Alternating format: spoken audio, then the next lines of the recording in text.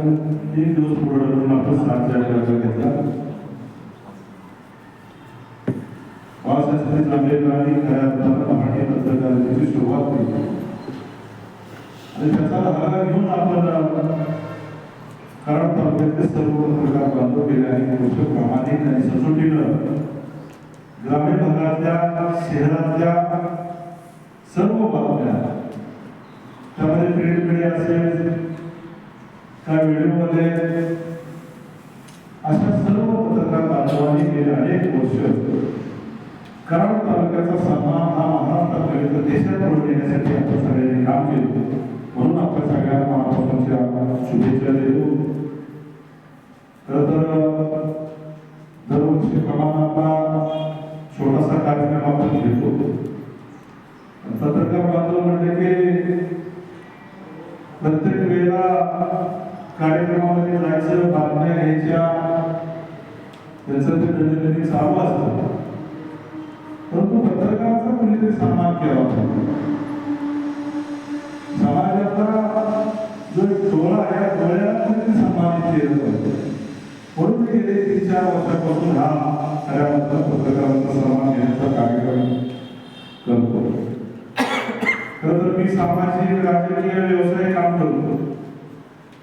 आपल्या सगळ्यांना माहिती आहे की मी कधीही आपल्याला माझी हीच बातमी छापा, मला हेच तुम्ही माझं प्रसिद्ध करा असं कधीही करत नाही.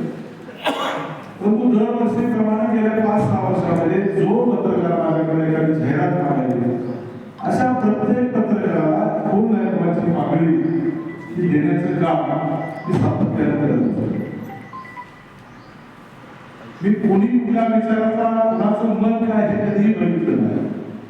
एखादा पत्रकार बांधव आपल्याला एका पत्रकार बांधवाला आपण सन्मान देतो आणि त्या पत्रकार बांधवाचा सन्मान वाढवणं ही खऱ्या अर्थानं भूमिका माझ्यासारख्या कार्यकर्त्यांची. मी एक सामान्य शेतकऱ्याचा मुलगा आहे. सामान्य कुटुंबातून शेतकऱ्याच्या घरचा मुलगा पुढे जात असताना गेल्या 10-12 वर्षामध्ये माझी सामाजिक उंची वाढवण्याचं काम मी केलं असेल तर इथं बसलेल्या तुम्ही सगळ्यांना त्याचा फार परिणाम झाला. ज्या वेळेला राज्याच्या राजकारणामध्ये चर्चा असतात त्यावेळेला कराड तालुक्याचे कानाने सर्वात महत्व आहे. त्या कराड तालुक्यात महाराष्ट्राचा जन्म झाल्यानंतर पहिले स्वतंत्र मुख्यमंत्री या कराड तालुक्यात. कराड तालुक्याच्या बाबतीमध्ये महाराष्ट्रामध्ये वेगळं महत्व आहे. त्यामुळे इथल्या पत्रकारांनी एखादी बातमी दिली त्या बातमीला सुद्धा एक वेगळं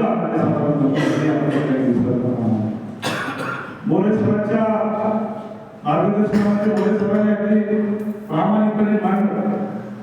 आमच्या सरकारी प्रामाणिक कार्यकर्ता तुमच्या पाठीशी उभं राहण्याचं कारण काय? समाजामध्ये अनेक चांगली लोक आहेत. कधीतरी चांगल्या लोकांचं सापडलं पाहिजे. एखादं चुकीचं वागत असेल तर त्याच्याबद्दल सुद्धा आपण सापडलं पाहिजे. फक्त राजकीय पत्रांच्या बातम्या छापून उपयोग होणार नाही. खऱ्या अर्थानं पत्रकारांना भविष्यामध्ये समाजाला शिस्त लावण्यासाठी सुद्धा कधीतरी घ्यावं लागेल ही खऱ्या अर्थानं आज या गोष्टीची गरज आपल्या सगळ्यांच्या समोर आहे. कारण प्रामाणिकपणे काम करणारा माणूस पुढे जात असतो, परंतु प्रामाणिकता अडवण्याची भूमिका समाजाच्या अनेक घटकांच्या मनामध्ये असते. दुसऱ्याच्या पायामध्ये दगड टाकून आपण कसं मोठं व्हायचं ही भूमिका गेल्या अनेक वर्ष समाजामध्ये वावरत. त्या गोष्टी सुद्धा पत्रकार बांधवांनी सचोटीने लक्ष दिले. प्रामाणिकपणे एखाद्या माणसाला अन्यायाच्या पाठीशी उभा राहण्याची भूमिका आपण सगळ्यांनी घेतली पाहिजे. सरांनी सांगितल्यासारखं सगळ्या माझ्या पत्रकार बांधवांना शुभेच्छा. मान्यवर मार्गदर्शक वेतासाहेब यांनी नेहमीच आपल्याला पाहिलेले कृष्णा आणि पहिलेचा संगम असलेल्या या कराडमध्ये हा ऐतिहासिक कार्यक्रम होतो. आम्हाला खूप अभिमान वाटतो की कोणताही कार्यक्रम घेण्यापूर्वी माणसाचं मन मोठं असावं लागतं आणि ती आतून यावं लागतं. याचं प्रतीक म्हणजे आपले वेतासाहेब आहे.